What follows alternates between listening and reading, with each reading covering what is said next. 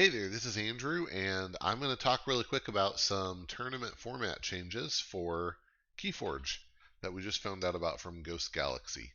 So, a little bit of background on this.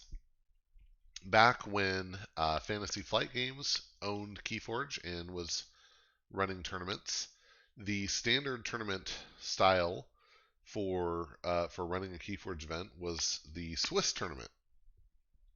Now, there were exceptions, like for a survival event, it wouldn't necessarily use Swiss, but for most tournaments, Swiss is what was used. And the way that Swiss worked is that the initial pairings were random. So if you had 16 people, it's totally random who would face who in round one. But in round two, you would have people, and all the subsequent rounds, you would have people facing people with the same record, or if not quite the same, very similar. So, for example, in a 16-person tournament, in round two, you'd have 8 players who were 1 and 0, and 8 players who were 0 and 1. Well, you'd then have 4 games consisting of two 1-0 players, and 4 games consisting of two 0-1 players. After that, you'd have 4 2-0s, 4 0-2s, and 8 1-1s, and so on. Now, if you had an odd number, like let's say you had only 15 players, you might have a player who's 2-0 playing against a player who's 1-1 in order to make it even, in order to make sure everybody plays. Somebody would get a bye. In this world, you'd always give a bye to someone with a more losing record. So what it does is it very quickly starts to sort people into you're playing people who have a similar record, and if you're on the low end, you have a better chance now because you're playing someone else who's also on the low end. If you're on the high end, winning a lot, you're facing other people who are winning a lot. You have more of a challenge. And when it came time to produce a top cut, the people who would play in a single elimination bracket in order to determine who was the winner, uh, the way that it would work is that you would uh, decide how many players you wanted. You would take that many, and you might be you of course take all the undefeated players, but you might end up taking, in addition to some X1 players with 1 loss, you might take some players with 2 losses. How would you determine which players with 2 losses you would take? Well, you would use something called strength of schedule, which is it's based on the power, the how well the people they had faced did. So a player who is 4 and 2, 2 players who are both 4 and 2, one player might have a better strength of schedule if they played, if their wins and losses were against players who did better than the opponents of the other 4-2 player. And so your strength of schedule is dependent upon who you played.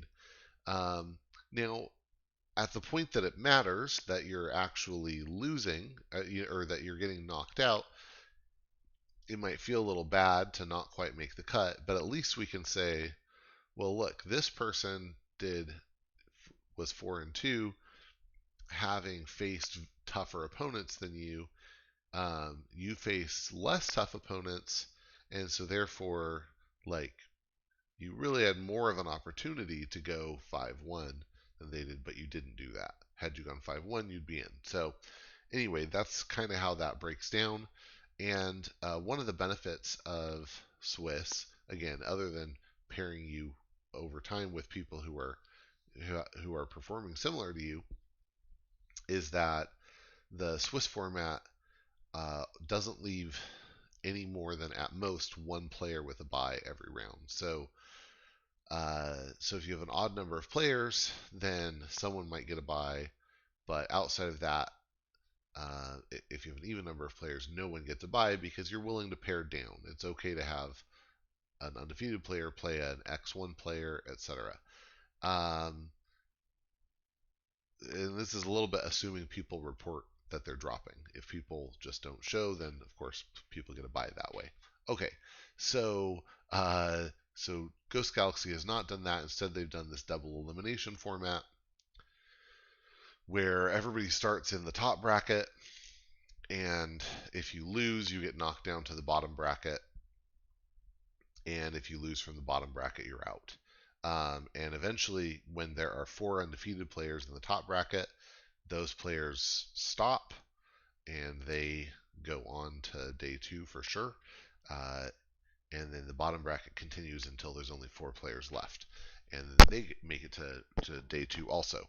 Now at KeyForge Celebration, my recollection was that they had some buys at odd times, but since then they've actually started doing a system where they front load the buys.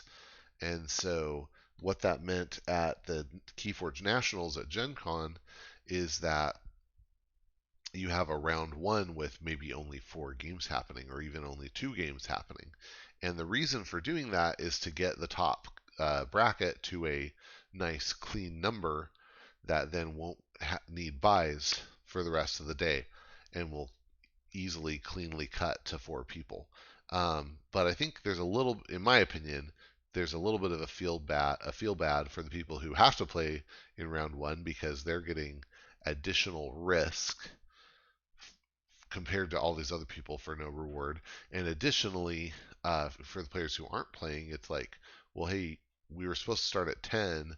I showed up at 10, and now you're telling me we aren't going to start. I'm not playing for at least 45 minutes. That kind of feels bad. So, okay. People have been complaining.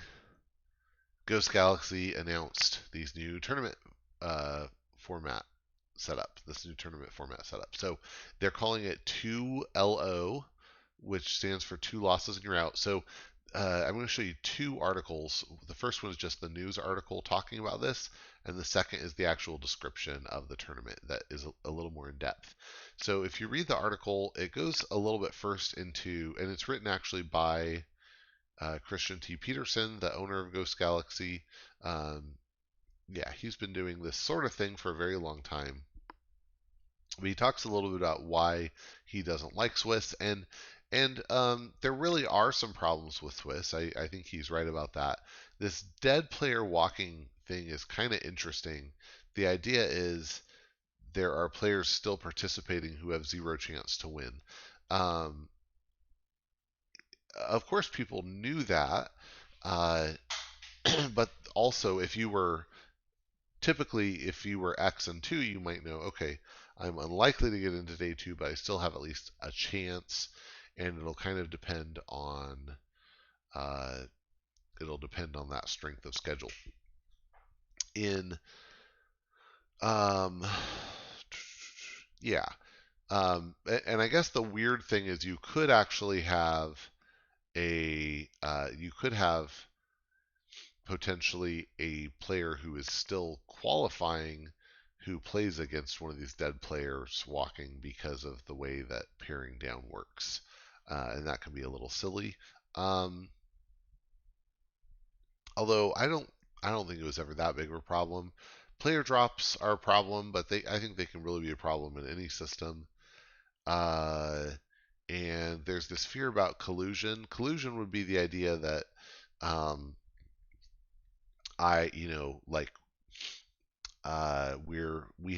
you and I have some affinity for each other. Maybe we're family. Maybe we're on a team together, and we're in a matchup where I know that if I win it, it will knock you out.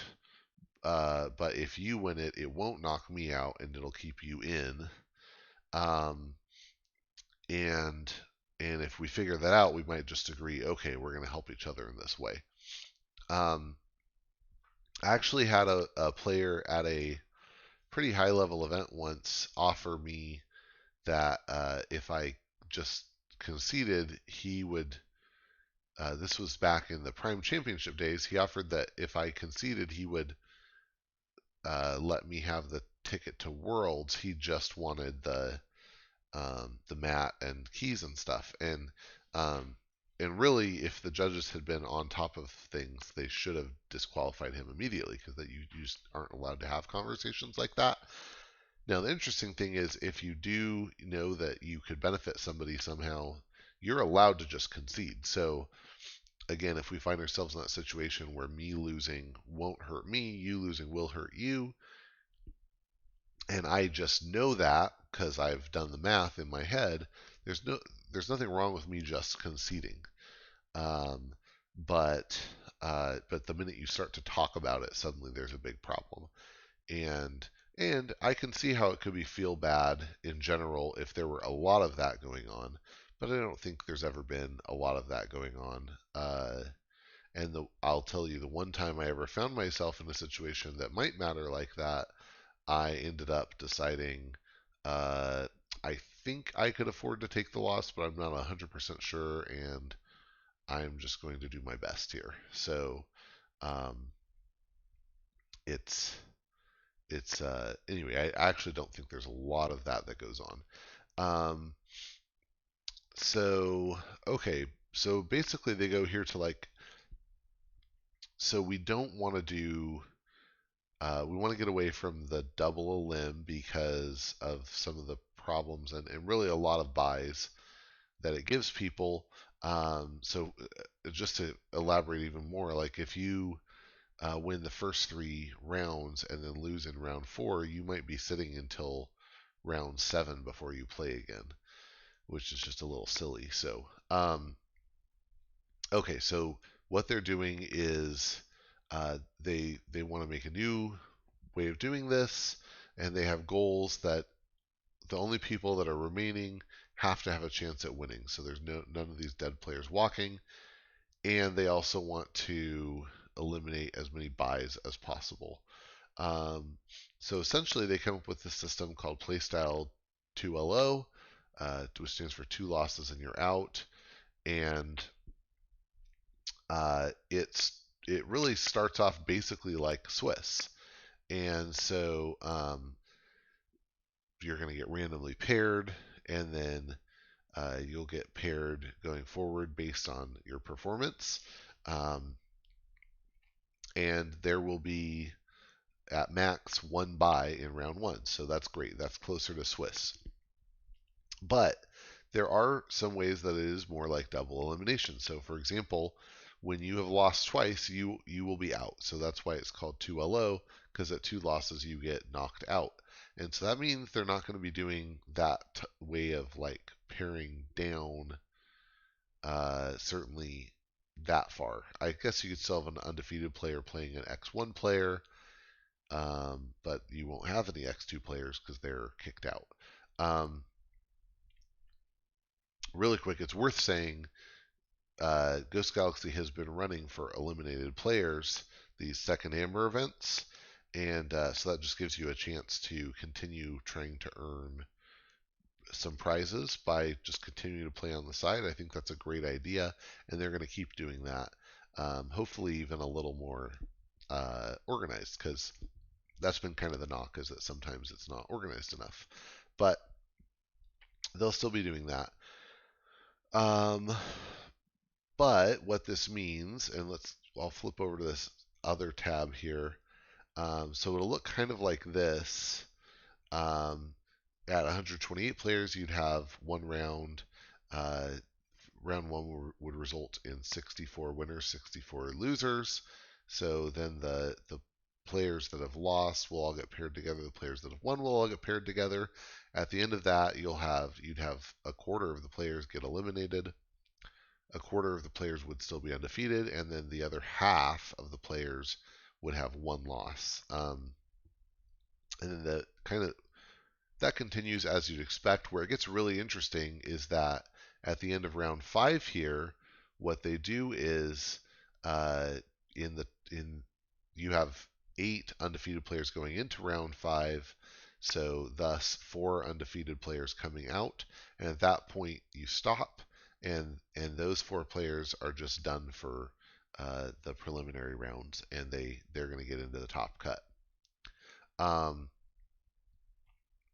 Now, uh, the 4 that lost there are going to get dropped down in with the other 16 players with a single loss. So now, and at that point, you'd have another 16 that got eliminated. So you'd have 20 players left competing for 4 spots. And here's where it gets a little dicey in my view, because after round 6, you eliminate half of them. You're down to 10. That's totally fine. So with 10 players, you're going to have 5 games going. Well, that means you have 5 winners and 5 losers. The 5 losers have lost their second game. They're out. You now have 5 people who have 1 loss, and you stop and you cut one of them based on their strength of schedule. That to me seems off. Like at that point, they've worked so hard to get there. They're X and 1, and you're going to cut them off for having a bad strength of schedule. Um, that seems really bad to me. I think it would make way more sense to take the bottom 2 players by strength of schedule from the remaining 5 and have them play for that 8th spot. So you'd have, in other words, you'd have 4 undefeated players. Of the 5 that had 1 loss, you'd have 3 who know they're getting in after round 7, and then you'd have 2 that have to duke it out and fight. But at least you give them each a chance, instead of having somebody be cut with only 1 loss based on strength of schedule. That seems wrong to me. So I sent an email to Ghost Galaxy asking them to reconsider that.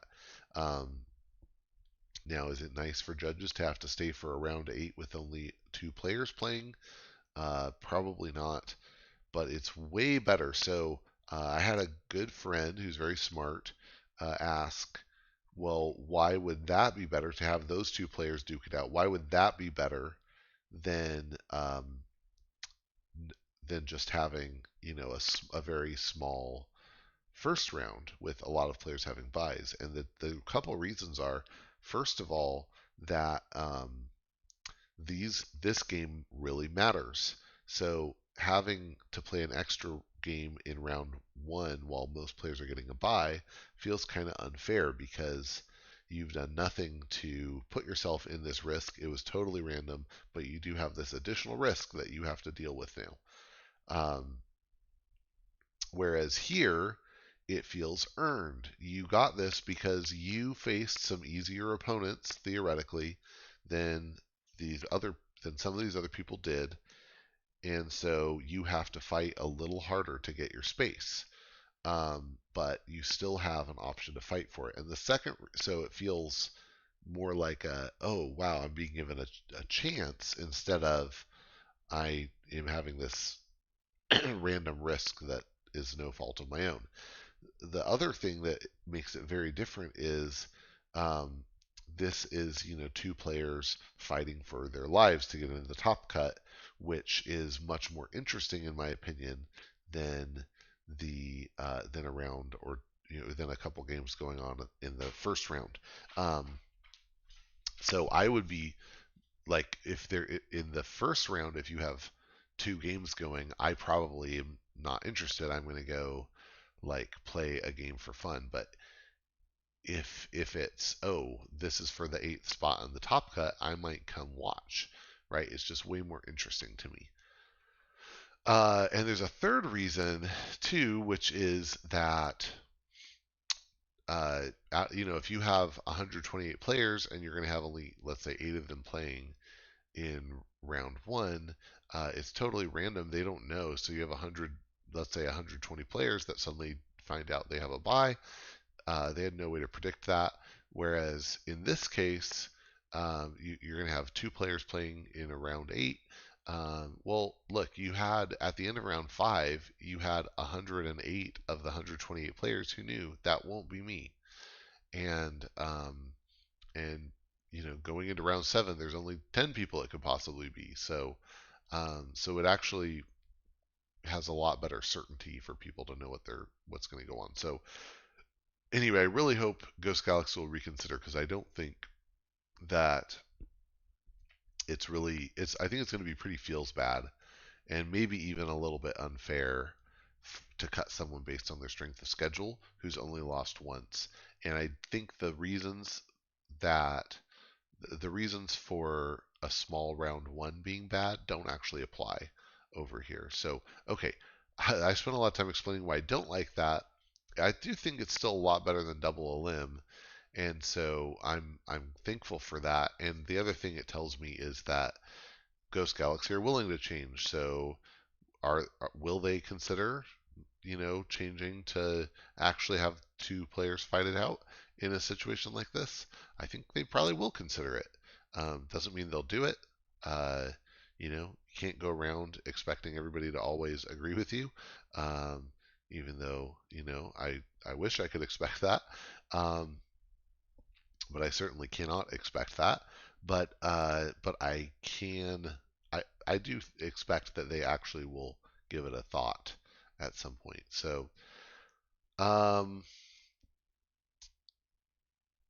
so one interesting thing here is that uh, a bye would not go to an undefeated player.